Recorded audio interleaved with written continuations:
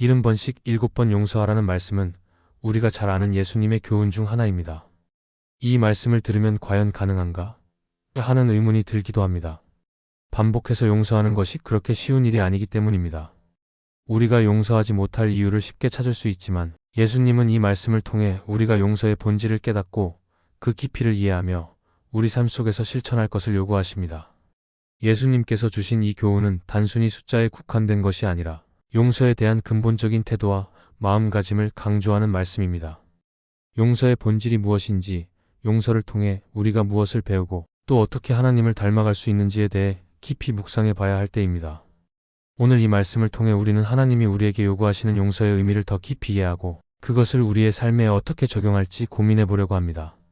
하나님의 용서가 우리의 삶에서 어떻게 실천되어야 하는지, 그리고 왜 용서가 그렇게 중요한지에 대해 알아가며 예수님이 말씀하신 70번씩 7번 용서가 우리 신앙생활에 어떤 깊은 의미를 갖는지 살펴보겠습니다. 첫째, 용서의 본질은 제한이 없다는 것입니다. 70번씩 7번 용서하라는 예수님의 가르침은 그 자체로 우리가 용서를 어떻게 이해하고 실천해야 하는지에 대한 중요한 교훈을 담고 있습니다. 이 말씀에서 70번씩 7번이라는 숫자는 단순히 특정 횟수를 의미하는 것이 아닙니다. 오히려 예수님은 우리가 용서할 때 그 횟수나 제한을 두지 말고 계속해서 무한히 용서하는 태도를 가져야 한다고 가르치고 계십니다. 이는 우리가 인간적인 기준으로 용서의 범위를 정하거나 한계를 두는 것이 아니라 하나님께서 보여주신 무한한 용서를 본받아야 함을 의미합니다. 용서는 단순히 상대방을 위한 것이 아닙니다. 우리가 용서하는 행위는 그 사람에게만 영향을 미치는 것이 아니라 결국 우리 자신에게 더 큰 영향을 미칩니다. 예수님은 용서를 통해 우리가 자유로워지고 마음의 평안을 얻게 된다고 말씀하십니다. 사람을 용서하지 않으면 그 미움과 원망이 계속해서 마음속에 쌓여 우리를 갉아먹습니다. 우리가 용서하지 않으면 그 상처는 결코 치유되지 않고 마치 우리 자신이 그 상처에 얽매여 살아가게 됩니다. 그러나 용서함으로써 우리는 그 상처에서 벗어나고 하나님이 주시는 평안을 누리게 됩니다. 용서에는 제한이 없어야 합니다. 예수님이 70번씩 7번 용서하라고 말씀하신 것은 우리가 용서의 기준을 설정하거나 상대방의 죄의 크기를 따지지 말고 계속해서 용서해야 한다는 뜻입니다. 용서의 본질은 우리가 용서하는 횟수나 범위의 한계를 두지 않음으로써 그 깊이를 더해 간다는 것입니다. 용서는 한 번의 말이나 행동으로 끝나는 것이 아니라 우리 삶 속에서 끊임없이 실천해야 하는 일입니다. 하나님은 우리의 죄를 한 번의 회개로 완전히 용서하시고 우리의 모든 잘못을 치유하십니다. 그처럼 우리도 무한히 용서함으로써 하나님께서 우리에게 주신 은혜를 본받아야 합니다. 하나님께서 우리에게 주신 용서는 어떤 조건이나 제한이 없습니다. 우리가 죄를 지을 때 하나님은 그 죄를 무한히 용서하시며 우리가 마음을 돌이켜 회개할 때마다 우리를 받아들입니다. 이러한 하나님의 용서는 우리에게 무한히 용서할 수 있는 마음을 주고 우리가 용서할 때 그 본질이 진정으로 드러납니다. 예수님은 우리가 하나님의 용서를 체험한 사람으로서 같은 방식으로 다른 사람을 용서해야 한다고 강조하셨습니다. 이때 중요한 것은 용서를 단지 사람을 위해 하는 것이 아니라 그것이 우리 자신의 영적인 자유와 회복을 위한 길임을 이해하는 것입니다. 우리가 용서하지 않으면 그 미움은 우리의 마음에 계속해서 얽히게 됩니다. 하나님은 우리가 죄를 짓고 그 죄를 고백할 때마다 용서해 주시지만 우리가 다른 사람에게 용서를 베풀지 않으면 우리의 마음은 계속해서 묶여 있습니다. 예수님은 우리가 용서하는 것 자체가 우리를 자유롭게 한다고 하셨습니다. 그것은 우리에게 마음의 짐을 덜어주고 하나님과의 관계도 더욱 깊어지게 만들기 때문입니다. 우리가 용서하는 것은 단지 상대방을 위한 것이 아니라 그로 인해 우리 마음이 해방되고 치유되는 과정이기도 합니다. 70번씩 7번 용서하라는 말씀은 그 범위가 끝이 없다는 것을 강조하는 것입니다. 용서는 반복적이고 지속적인 과정이며 우리는 그 과정을 통해 점점 더 하나님을 닮아가게 됩니다. 예수님께서는 우리에게 단순히 한 번 용서하고 끝내는 것이 아니라 계속해서 용서하며 살아가라고 말씀하십니다. 그 길은 쉽지 않지만 우리가 하나님과의 깊은 관계를 이루고 그분의 뜻을 온전히 따르기 위한 중요한 과정임을 기억해야 합니다. 하나님께서 우리에게 주신 용서를 본받아 우리는 어떤 상황에서도 제한 없이 용서하는 삶을 살아가야 합니다. 둘째, 용서는 하나님의 성품을 담는 일입니다. 예수님께서 우리에게 70번씩 7번 용서하라고 말씀하신 것은 단순히 우리가 용서하는 행위를 반복하는 것을 넘어 용서를 통해 하나님의 성품을 닮아가야 한다는 깊은 의미를 담고 있습니다. 하나님의 성품은 무한한 사랑과 용서로 가득 차 있습니다. 하나님은 우리의 죄를 용서하시고 우리가 회개할 때마다 그 죄를 다시 기억하지 않으십니다. 이처럼 하나님의 용서는 조건이 없으며 끝이 없습니다. 예수님은 우리가 하나님을 닮아가기를 원하십니다. 그러므로 우리는 하나님처럼 용서하는 삶을 살아야 합니다. 하나님은 본래 용서하시는 분이십니다.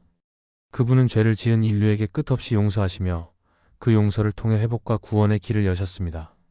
성경은 하나님이 우리를 향한 사랑을 설명하면서 그 사랑이 단지 말로 끝나는 것이 아니라 행동으로 나타난다고 말합니다. 예수님은 이 땅에 오셔서 우리의 죄를 대신 짊어지셨고 십자가에서 우리를 용서하기 위해 자신의 목숨을 내어주셨습니다. 그분의 용서는 단지 한 번의 행위가 아니라 지속적으로 이어지는 사랑과 희생의 표현이었습니다. 우리가 용서할 때 그것은 바로 하나님의 성품을 닮아가는 일입니다. 하나님께서 우리에게 주신 용서를 우리가 이웃에게 실천할 때 우리는 하나님의 성품을 반영하게 되는 것입니다. 하나님의 용서는 우리의 한계를 넘어서 죄를 넘어서 우리가 이해할 수 없는 방식으로 나타납니다. 예수님은 너희가 원수를 사랑하고 너희를 핍박하는 자를 위해 기도하라라고 말씀하셨습니다. 이는 단순히 사람의 차원에서 가능한 일이 아닙니다.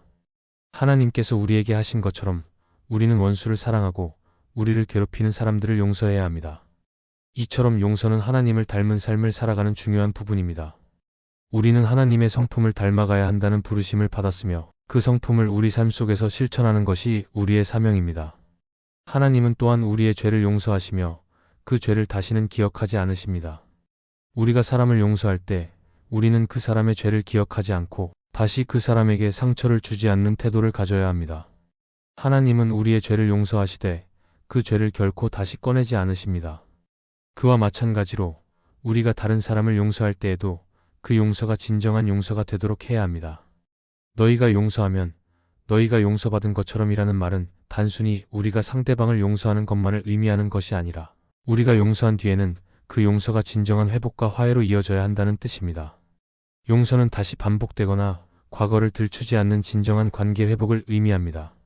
하나님의 성품을 닮아간다는 것은 우리도 그분처럼 무조건적이고 끝없는 용서를 베푸는 사람으로 살아가야 함을 의미합니다. 우리가 받은 하나님의 용서를 생각할 때 그 용서를 상대방에게도 동일하게 실천해야 합니다. 우리의 용서는 하나님의 용서를 반영하는 거울과 같으며 그 속에서 하나님의 사랑이 드러나게 됩니다. 우리가 다른 사람을 용서하는 데에 어려움이 있을지라도 그 용서를 통해 우리가 하나님과 더 가까워지고 그분의 성품을 닮아가는 길을 걸을 수 있습니다. 결국 용서는 우리를 하나님을 더욱 닮은 사람으로 만드는 중요한 훈련입니다. 용서는 단지 우리를 위한 것이 아니라 하나님 나라를 확장하는 중요한 일입니다. 하나님은 우리의 삶을 통해 그분의 성품이 드러나기를 원하십니다. 우리가 용서할 때 하나님이 우리에게 주신 그 용서를 세상에 전하는 통로가 됩니다. 우리가 용서하는 삶을 살 때 세상 사람들도 하나님이 어떤 분이신지 알게 됩니다. 용서는 그 자체로 하나님을 드러내는 행위이며 우리는 이를 통해 하나님을 더욱 잘 닮아갈 수 있습니다. 결국 용서는 우리가 하나님의 성품을 닮아가도록 돕는 중요한 통로입니다. 하나님께서 우리에게 베풀어 주신 끝없는 용서를 기억하며 우리도 다른 사람에게 무한한 용서를 베푸는 삶을 살아가야 합니다. 용서를 통해 우리는 하나님과 더욱 가까워지고 그분의 성품을 본받는 사람으로 성장할 수 있습니다. 셋째, 용서는 우리가 받은 은혜에 대한 반응입니다. 용서는 단순히 상대방의 잘못을 덮어주는 일이 아니라 우리가 하나님으로부터 받은 크고 놀라운 은혜에 대한 자연스러운 반응입니다. 우리가 하나님 앞에서 받은 용서는 우리가 용서할 수 있는 능력과 힘을 주며 그 은혜를 경험한 사람으로서 우리는 다른 사람에게 그 은혜를 실천하는 삶을 살아야 합니다. 예수님께서는 우리가 하나님의 용서를 받았듯이 그 용서를 이웃에게도 베풀어야 한다고 말씀하셨습니다. 용서는 우리 자신을 위한 것이기도 하지만 결국 우리가 받은 은혜에 대한 감사와 응답의 표현입니다. 우리는 하나님께서 예수 그리스도를 통해 우리에게 주신 구원의 은혜를 잊어서는 안 됩니다. 우리의 죄가 얼마나 크고 깊었는지 그 죄로 인해 우리가 받을 수 있었던 형벌을 떠올리면 하나님께서 우리를 용서해 주신 것이 얼마나 놀라운 일인지 깨닫게 됩니다. 예수님은 우리를 위해 십자가에서 죽으셨고 그 죽음으로 인해 우리는 죄에서 자유롭고 하나님과의 관계를 회복할 수 있게 되었습니다. 이 모든 것이 전적인 하나님의 은혜입니다.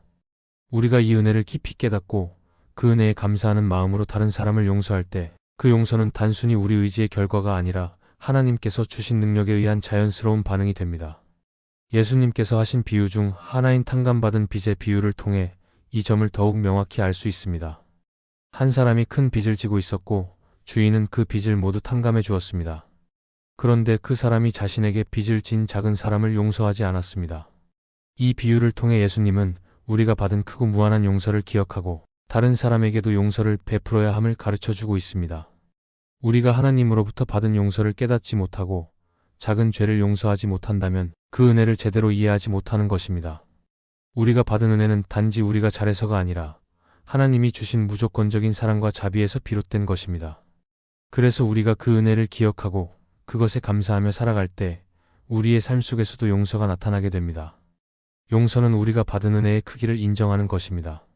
우리가 얼마나 큰 죄인이었는지, 그리고 하나님이 그 모든 죄를 용서해 주셨다는 사실을 기억하면 우리는 다른 사람의 잘못을 용서하는 것이 얼마나 작은 일인지를 깨닫게 됩니다. 우리는 하나님께서 우리에게 베풀어 주신 무한한 사랑과 용서를 생각할 때 그 은혜에 대한 응답으로 용서하는 마음을 갖게 됩니다. 이는 단순히 해야 한다는 의무감을 넘어서 하나님의 은혜를 깊이 체험한 결과로 자연스럽게 나타나는 행동입니다. 하나님께서 우리를 용서하신 그 사랑이 우리의 마음을 움직여 이웃을 용서하는 마음을 갖게 되는 것입니다. 하나님이 우리에게 주신 용서는 그 크기와 깊이가 어마어마합니다. 그 용서를 받았음에도 불구하고 다른 사람을 용서하지 않는다면 우리는 그 용서의 진정성을 의심받게 됩니다. 진정으로 하나님의 용서를 받은 사람은 그 받은 은혜에 감사하며 자연스럽게 다른 사람을 용서하는 삶을 살아가게 됩니다. 이는 우리가 받은 은혜에 대한 감사의 표현이자 하나님을 사랑하는 마음의 표현이기도 합니다. 하나님께서 우리에게 주신 은혜가 우리의 삶을 변화시키고 그것이 우리의 행동으로 나타날 때 그 은혜는 완전하게 실현되는 것입니다. 결국 용서는 우리가 받은 은혜에 대한 반응으로서 그 은혜를 바탕으로 살아가는 삶을 의미합니다. 하나님이 우리에게 주신 무한한 용서를 기억하고 그 은혜에 대한 감사와 사랑을 담아 우리는 다른 사람을 용서해야 합니다. 용서는 그 자체로 하나님의 은혜를 경험하고 그 은혜에 대한 응답이자 삶의 실천으로 나타나는 중요한 부분입니다. 우리가 용서할 때 그 용서는 하나님께서 우리에게 주신 은혜를 다른 사람에게 전하는 통로가 되며 하나님을 더욱 닮아가는 길이 됩니다. 70번씩 7번 용서하라는 예수님의 말씀은 단순한 규칙이나 의무가 아닙니다. 그것은 우리가 하나님께서 주신 무한한 사랑과 용서를 기억하고 그 용서를 다른 사람에게도 실천하라는 깊은 가르침입니다. 용서는 단순히 상대방을 위한 것이 아니라 하나님의 성품을 닮아가는 과정이며 우리가 받은 은혜에 대한 자연스러운 반응입니다. 하나님께서 우리를 용서하신 그 크고 깊은 사랑을 우리가 어떻게 이해하고 실천할 것인가가 바로 우리의 신앙생활의 중요한 부분을 차지합니다.